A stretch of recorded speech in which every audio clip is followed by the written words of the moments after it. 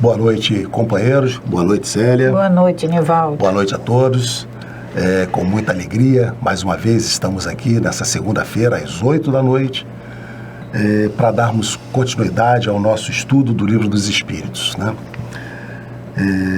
Falamos sempre um pouco sobre esse estudo, que para nós é um divisor de águas, né? Porque foi o primeiro livro que Allan Kardec trouxe para nós e que traz essa base do entendimento dessa doutrina, desse mundo espiritual. O que o Kardec fez foi exatamente isso, foi desvendar esse mundo espiritual e trazer para nós, dentro desses questionamentos, esclarecer essa vida que existe em paralelo. A gente costuma dizer que é lá em cima, né? Mas é uma vida em paralelo à nossa, e a gente sabe que é a verdadeira vida, que é a vida espiritual.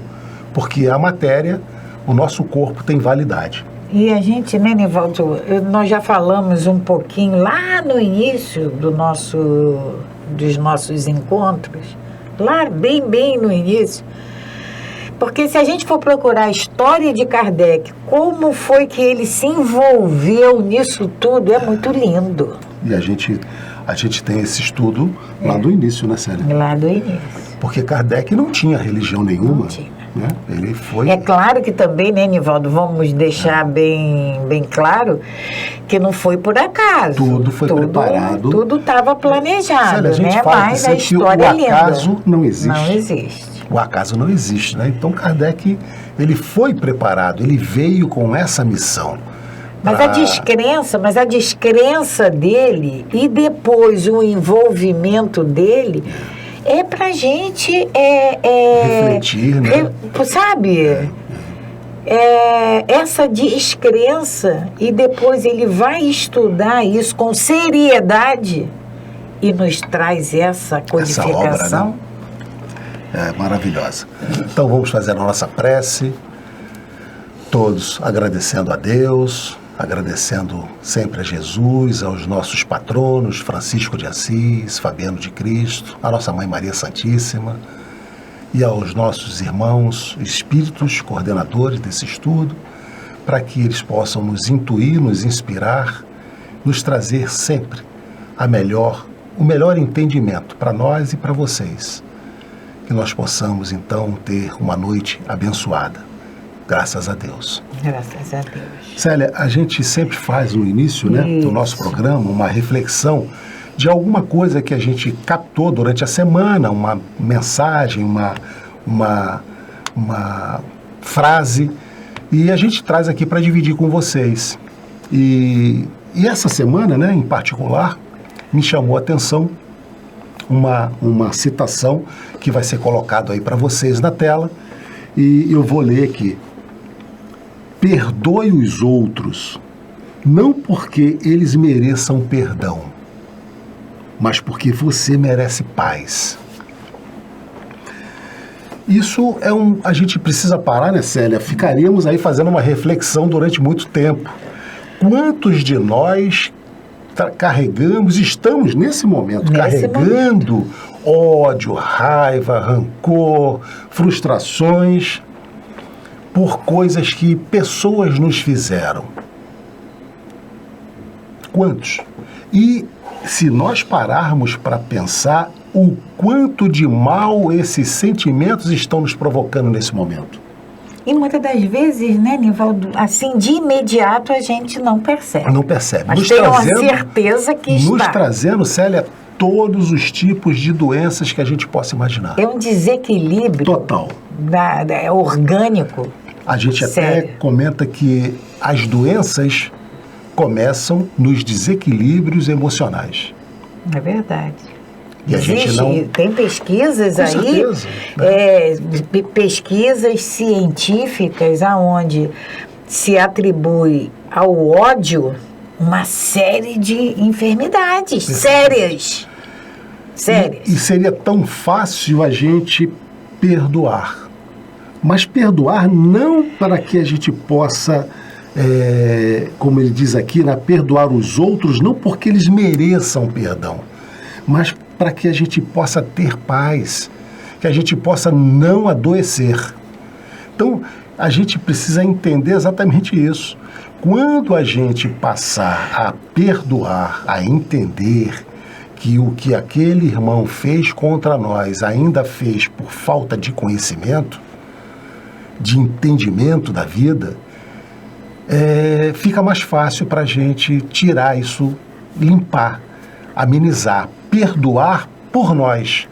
Porque a gente, ao carregar esse ódio, que a Célia disse aí, é como se nós estivéssemos aqui carregando um vaso Nivaldo, de detritos. Tem um pensamento, uma passagem que vai frisar muito bem isso. A gente toma o veneno querendo que o outro morra. É verdade. O veneno quem toma somos nós. É exatamente. Essa falta de perdão, esse ódio, esse melindre, essa raiva, essa vingança que eu alimento em mim. Esse é o veneno. Mas eu quero que o outro morra. Atacar o outro, né? Mas a gente, quando pega esse carvão para jogar no outro, as nossas mãos são as primeiras a ficarem sujas. Então, que a gente possa refletir. Esse é um pensamento, né, Célia? É uma frase para a gente refletir. E também, isso não é fácil, não é. Mas é um processo. Se a gente começar a pensar na possibilidade que a gente precisa perdoar para nos ajudar, a gente vai ficar macerando isso na nossa mente, refletindo, e aí uma hora a gente vai começar a fazer. E aqui, Nivaldo, tem um outro pedacinho que merece a nossa reflexão. Porque quando fala assim, não porque eles mereçam, a gente já está julgando que ele não merece o nosso perdão. Não é isso. A gente tem simplesmente que perdoar. Tá? E essa paz que eu quero, eu tenho que fazer a distinção entre paz e sossego. Eu quero paz ou eu quero sossego? Sossego é fácil da gente encontrar em qualquer lugar. Essa paz é que é difícil, porque essa paz ela é duradoura. Essa paz é eterna. Entende? Eu tenho ou eu não tenho, e eu procuro ela. Se eu não tenho, eu procuro ela. E se eu tenho, eu vou, a minha reação vai ser outra. Então, esse perdão, da mesma maneira que a gente tem que perdoar, a gente também tem que pedir perdão, porque é uma via de mão dupla. Que a gente também entenda nesse circuito aí, né, Célia, o quanto de mal nós já fizemos, que a gente tenha, né, a humildade, né, de também pedir perdão. Agora, identificarmos os nossos erros, né, e pedir perdão. Se o outro vai perdoar ou não, aí é uma outra questão, né? É com eles, né? Isso.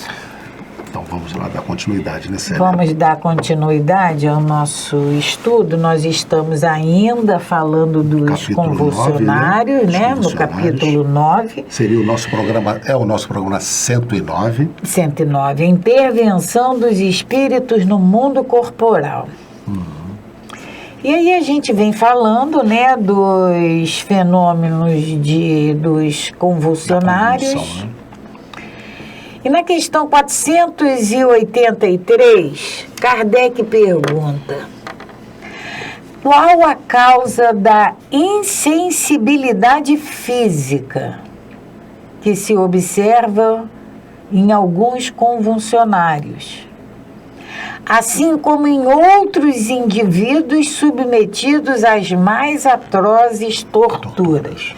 Essas insensibilidades físicas, Nivaldo, a gente pode lembrar dos faquis, né? Uma anestesia, né? Corporal. Eles são sempre insensíveis à dor? Não, não é bem assim, né?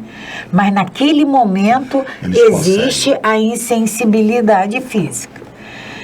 E aí a espiritualidade nos diz, em alguns exclusivamente efeito do magnetismo. O magnetismo mais uma vez, o magnetismo. Ele é a chave para o nosso entendimento de muita coisa. Né? Muita coisa. Eu acho que de tudo. Tá? Então, em alguns é exclusivamente efeito do magnetismo. que atua sobre o sistema nervoso do mesmo modo que certas substâncias. A gente não toma anestesias, né? As anestesias. Então, o magnetismo atua no sistema nervoso e provoca essa insensibilidade.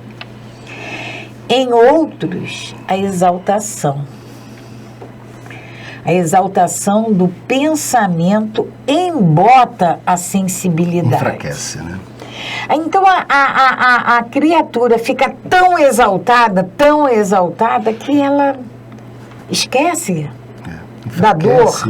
Enfraquece o pensamento, esquece da dor. Dir-se-ia que nestes a vida se retirou do corpo. Nessa exaltação, diz-se que a vida retirou-se do corpo para se concentrar toda no espírito. A gente vai lembrar lá, né, Célia, daqueles casos, nós falamos lá não do sonambulismo, né, mas do êxtase. Antes, né, nós falamos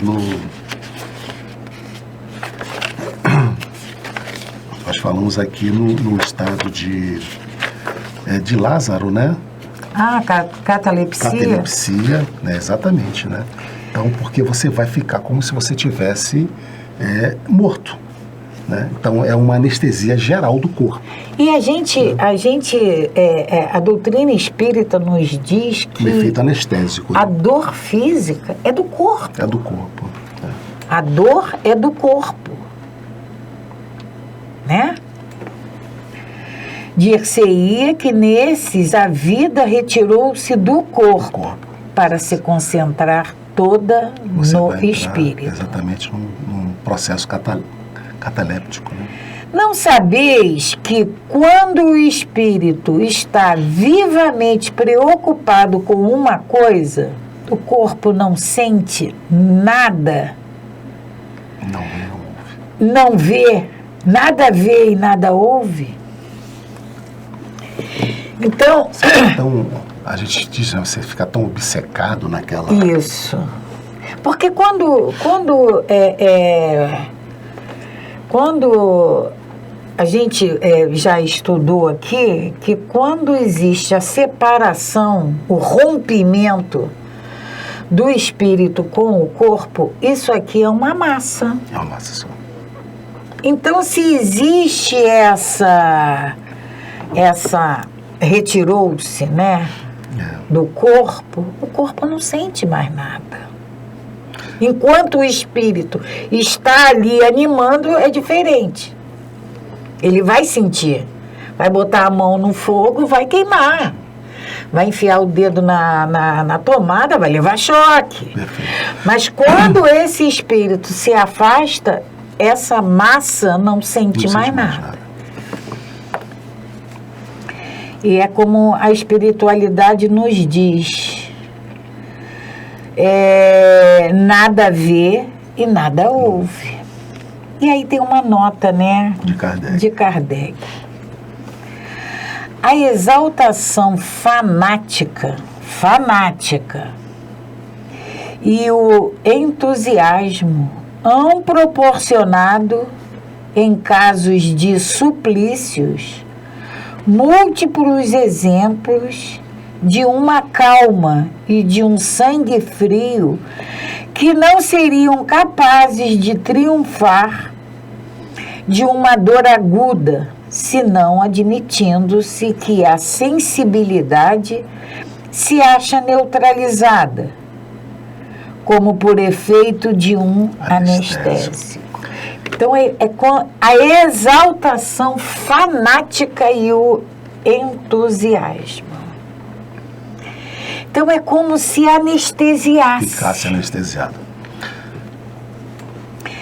Sabe-se que, no ardor da batalha, combatentes há que não se apercebem de que estão gravemente feridos. Perfeito. Ao passo que, em circunstâncias extraordinárias, uma simples arranhadura os poria trêmulo. É o exemplo que ele usa. Adrenalina. Adrenalina, A adrenalina está lá em cima. Da adrenalina a gente não percebe. Não percebe. Isso aí acontece no nosso...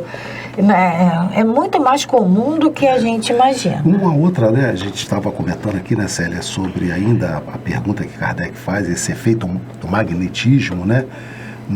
Que tira essa nossa sensibilidade, que funciona até como anestésico. Isso também é utilizado nas cirurgias espíritas. Isso. Né?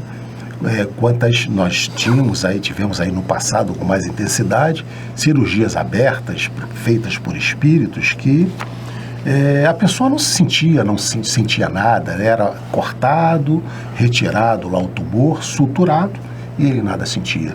O efeito que esses espíritos trabalham exatamente utilizando desse magnetismo, que faz com que aconteça esse efeito anestésico no sistema nervoso central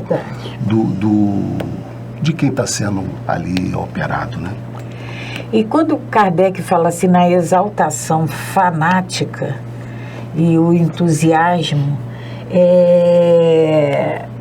o fanático, nessa exaltação fanática, há uma entrega total. Perfeito. E aí, não vamos esquecer que estamos rodeados de espíritos. Não vamos esquecer que sofremos influências deles. Não vamos esquecer que muitas das vezes são eles que nos dirigem e a gente se deixa levar. Continuando a nota de Kardec. Visto que esses fenômenos dependem de uma causa física e da ação de certos espíritos, lícito se torna perguntar como há podido uma autoridade pública fazê-los cessar em alguns casos. Simples a razão. Meramente secundária é aqui a ação dos espíritos, que nada mais fazem do que aproveitar-se de uma disposição natural. Eles só se aproveitam de uma disposição que nós permitimos. Nós abrimos. A autoridade não supriu essa disposição, mas a causa que a entretinha e exaltava. É como se trouxesse de volta a razão. Perfeito. De ativa que era, passou a estar a ser latente. Oculto.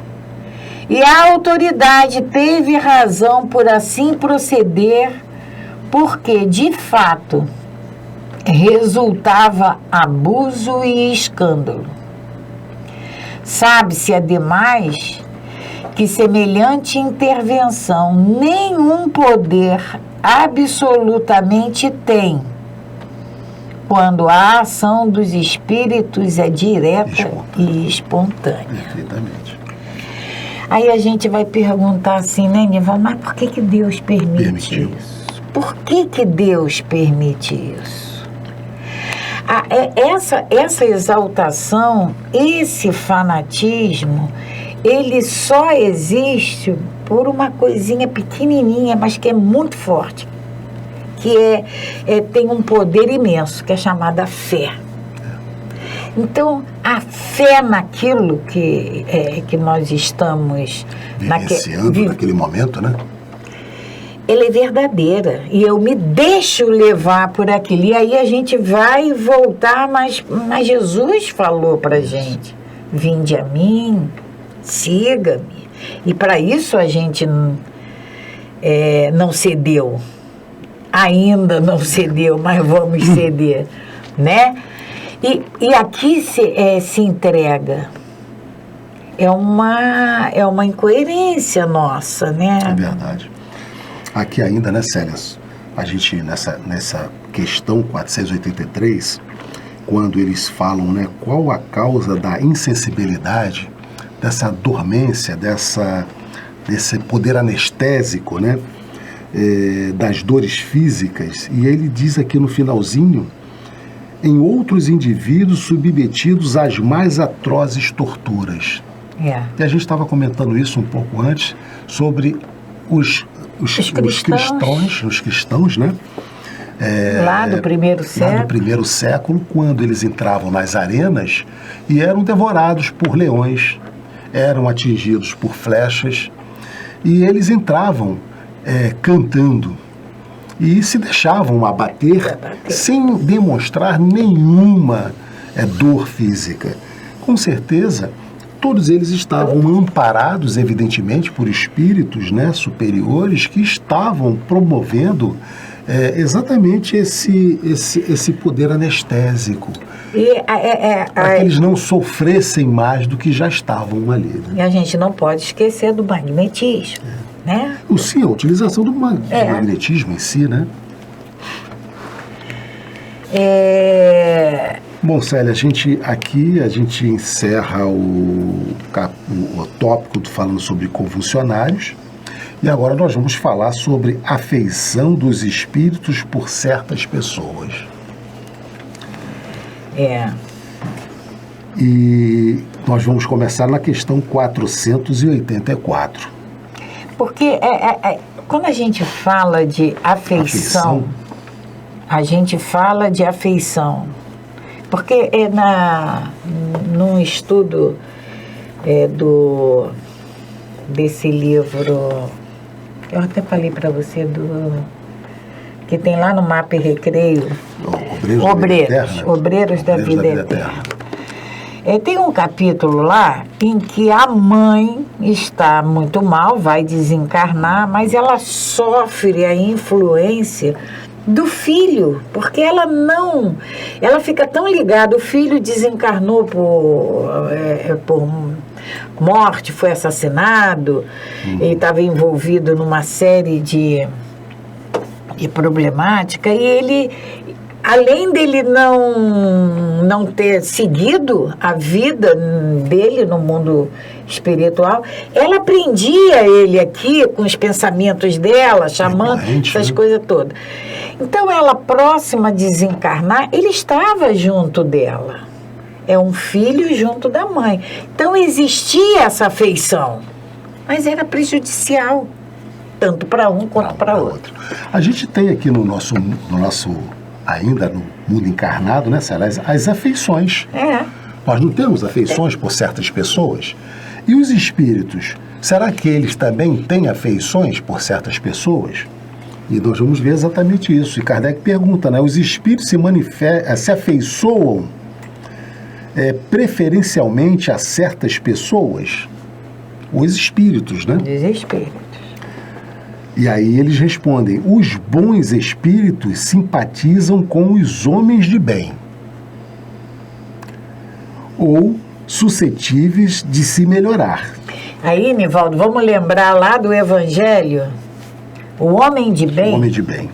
Quem é o homem? Como é o homem de bem? Aqui na resposta, a espiritualidade nos diz suscetíveis de se melhorarem. E o faz força para se melhorar. O homem de bem no Evangelho é aquele que se esforça para se melhorar.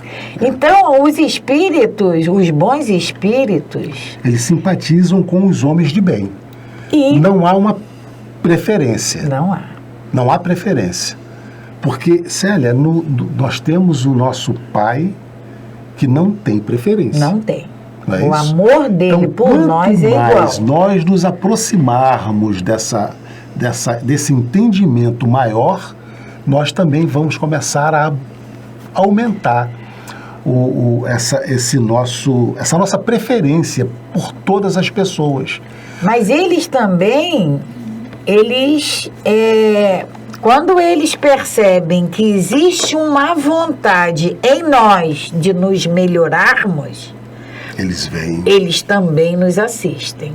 Perfeitamente. E nós estamos aqui nessa encarnação, né, Célia, em treinamentos. Em treinamento. Né? E qual é o nosso treinamento básico? É a nossa célula familiar, que nós viemos para aprender, para treinar essa afeição, para treinar esse amor entre pai, mãe, irmãos, e que a gente sabe o quanto é difícil.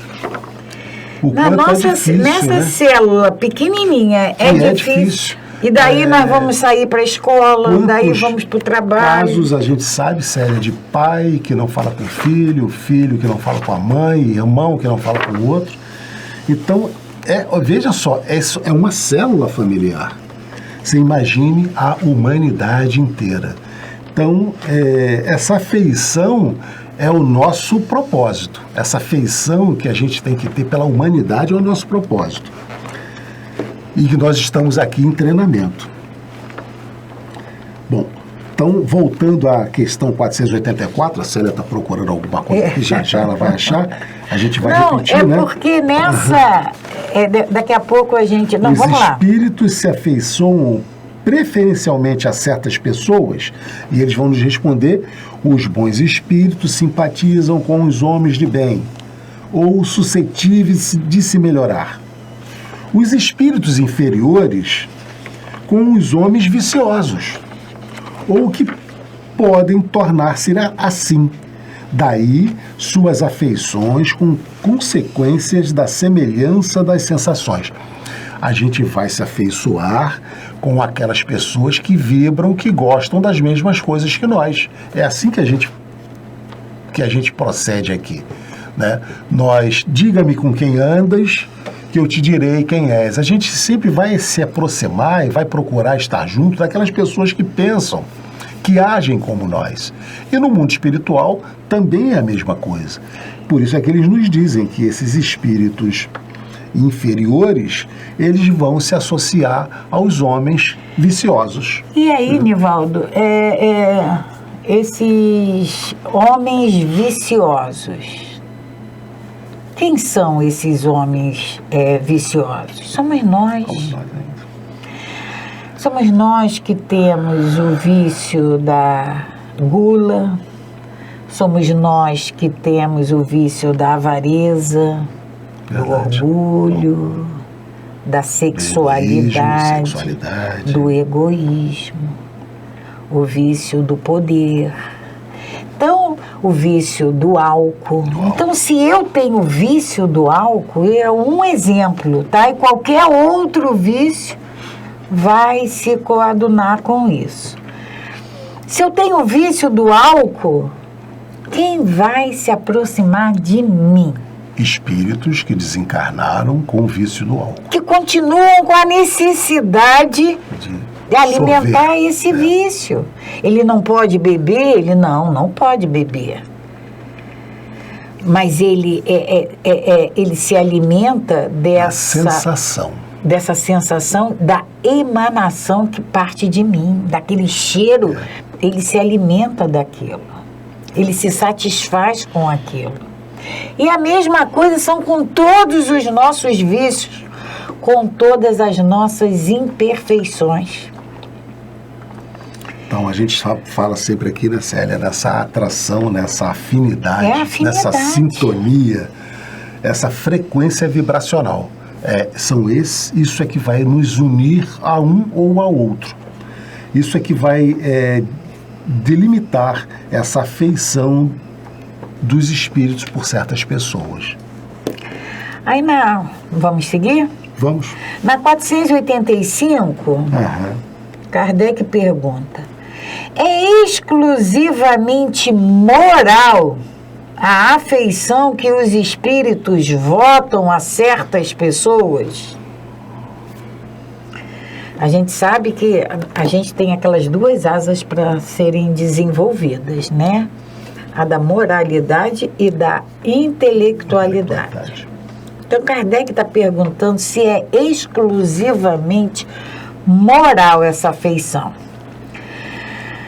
Aí eles nos respondem: a verdadeira afeição nada tem de carnal, mas quando um espírito se apega a uma pessoa, nem sempre o faz só por afeição. A estima que essa pessoa lhe inspira pode agregar-se uma reminiscência das paixões humanas. Então, a afeição, ela não tem nada a ver de material, de carnal. Mas ela... Não deveria, né, Célia? Não deveria. Mas ela pode agregar reminiscências de paixões humanas. Exato. São os nossos vícios. São as nossas tendências, porque a gente tem fantasias tão ocultas, que a gente esconde de nós mesmos, mas elas existem. E aqui a gente está falando, né, Célia, da afeição do espírito para com o encarnado. E qual é a condição desse espírito? Qual é a condição? Nessa escala, aonde eles estão? Então, dependendo da condição de moralidade, né, de intelectualidade desse espírito, ele vai se simpatizar por um grupo ou outro de encarnados. Nós vamos então à questão 486. Os espíritos se interessam pelas nossas desgraças, pela nossa prosperidade? Aqueles que nos querem bem afligem-se com os males que experimentamos durante a vida? Então está falando sempre dessa visão do espírito para conosco. Então eles se interessam se nós estamos prosperando materialmente falando, ou estamos caindo em desgraça. Eles se preocupam com isso? Eu tava procurando, Nivaldo, porque aqui no finalzinho do Evangelho tem aquela coletânea de preces. E ali tem preces para nós mesmos. E tem uma prece que eu gosto muito e eu queria falar exatamente como está ali. Tem uma prece para nós mesmos que ele diz assim, que os espíritos, os bons espíritos, eles veem o nosso sofrimento e partilham das nossas alegrias. Ou seja, no sofrimento, eles só veem o nosso sofrimento e lamentam que a gente esteja passando por aquilo, mas a gente precisa passar. Eles entendem que a gente precisa passar por aquilo. Mas eles partilham das nossas alegrias, dos nossos acertos. Eles vibram, eles ficam alegres. Vibram conosco. Conosco. Quantas obras de André Luiz... Eu falo André Luiz porque é ele que nós temos como referência, né, que traz a vida no mundo espiritual para nós. Quantas obras de André Luiz que ele fala pro instrutor, para quem está comandando aquele trabalho, mas a gente não pode fazer nada, e o instrutor fala, não pode, tem que deixar, assim mesmo, temos que aguardar, ainda não está no momento. André Luiz tem aquele impulso de querer ajudar.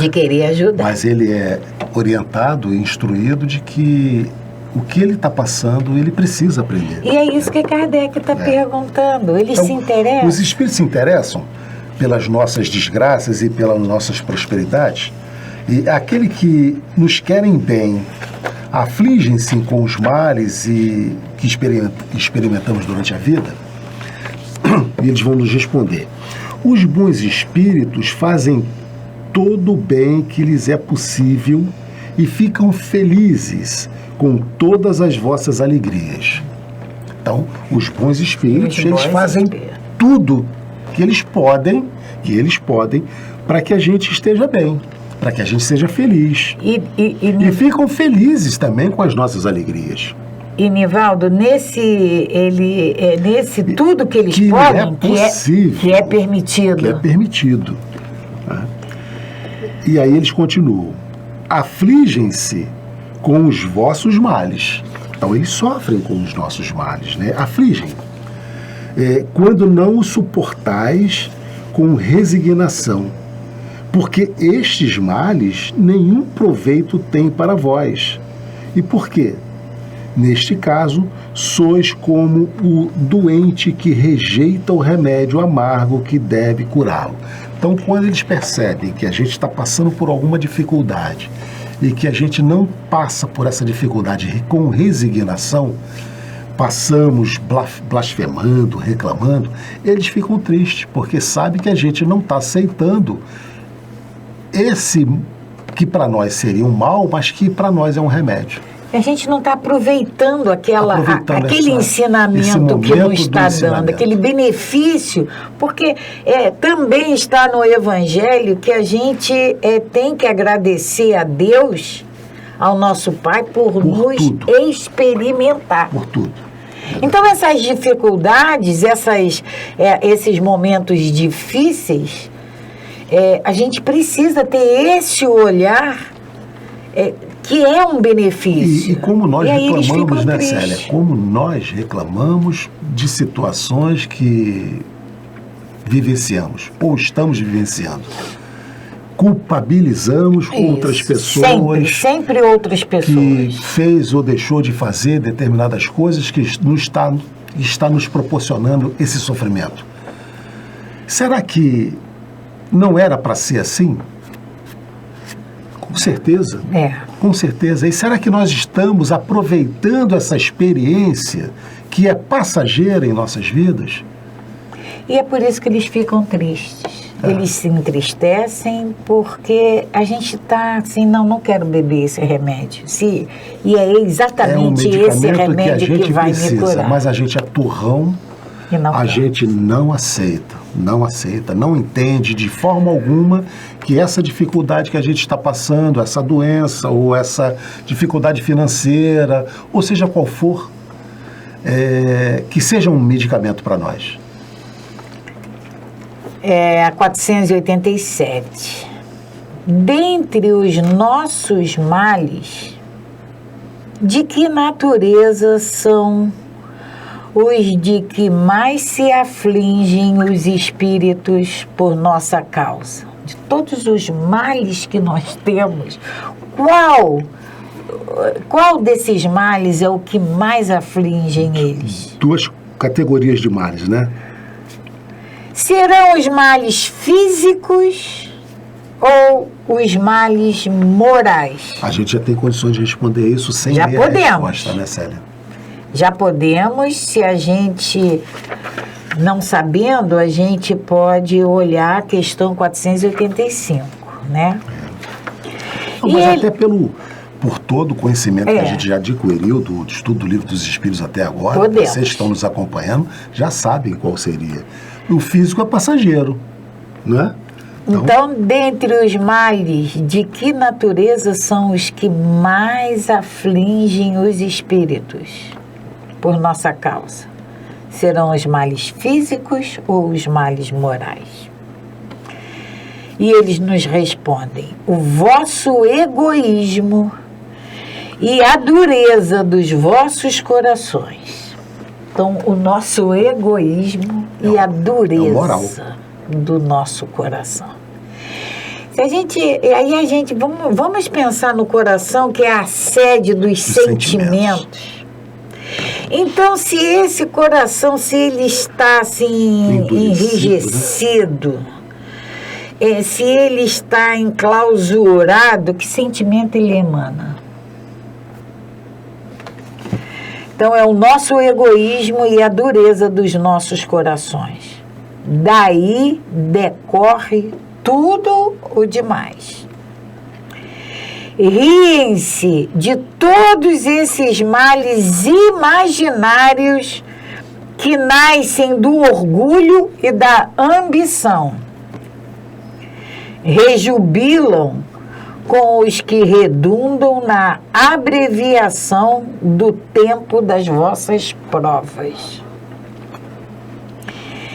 Então eles riem de todos os males imaginários, que são frutos do nosso orgulho e da nossa ambição. Porque, como a gente estava dizendo aqui ainda há pouco, nós, muitas das vezes, não aceitamos situações que nós estamos vivenciando hoje, provocada por outras pessoas.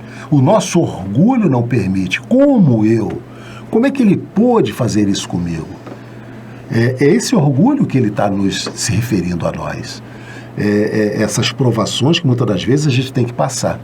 E que o nosso orgulho faz com que a gente não aceite de forma alguma, né? E aí não entenda. E não veja isso como um medicamento, um remédio, uma experiência que a gente precise vivenciar. E aí eles terminam, os nossos amigos espirituais, eles terminam essa resposta, rejubilam. Vamos procurar lá o que quer dizer rejubilam. Rejubilam com os que redundam na abreviação do tempo das vossas provas. E aí a prova está difícil, está muito penosa, eu não aguento mais, e aí eu encurto isso, não quero mais viver isso. E eles lá do outro lado, eles se exaltam com esse ato. É verdade. Aí tem uma notinha de Kardec. Sabendo ser transitória a vida corporal e que as tribulações que lhe são inerentes constituem meios de alcançarmos melhor estado, os espíritos mais se afligem pelos nossos males devido às causas de ordem moral do que pelos nossos sofrimentos físicos passageiros.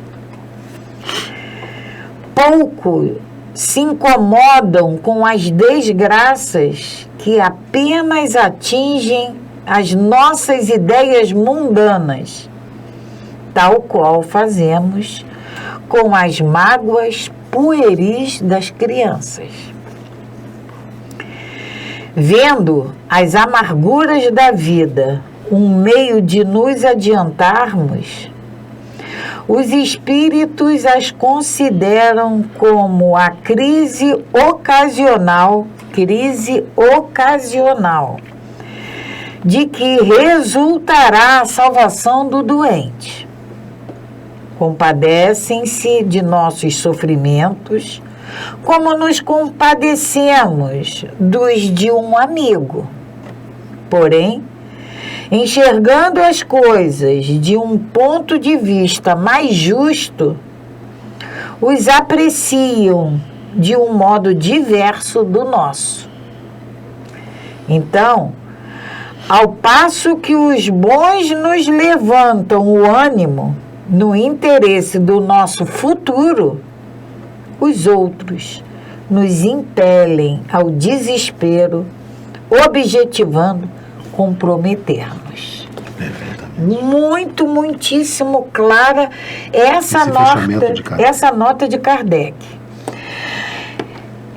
Por isso, né, Nivaldo, que ter esse livro é importante. Porque quando a gente estiver naqueles momentos assim, motivacionais, né? Querendo ceder, a gente procura lá. Vamos ler essa notinha de Kardec. Vamos colocar ela em algum lugar que a gente possa sempre... Está sempre relembrando, né? Porque ela é muito importante na nossa vida, nas nossas tomadas de decisões. Então, mais uma vez, né, Nivaldo? Estamos chegando ao final do nosso estudo nessa noite. Agradecendo a presença de todos vocês, agradecendo a esses amigos espirituais, agradecendo a Deus, nosso Pai, ao nosso Mestre Jesus, por mais essa oportunidade, por essa interação com essa procura de interação com esse livro, com esses ensinamentos. Mestre Jesus, te pedimos que a tua luz ilumine sempre os nossos pensamentos, os nossos passos, que a tua mão nos dirija sempre, Mestre. Que assim seja. Graças a Deus. Graças a Deus. Paz e bem, paz e luz. Paz, muita paz.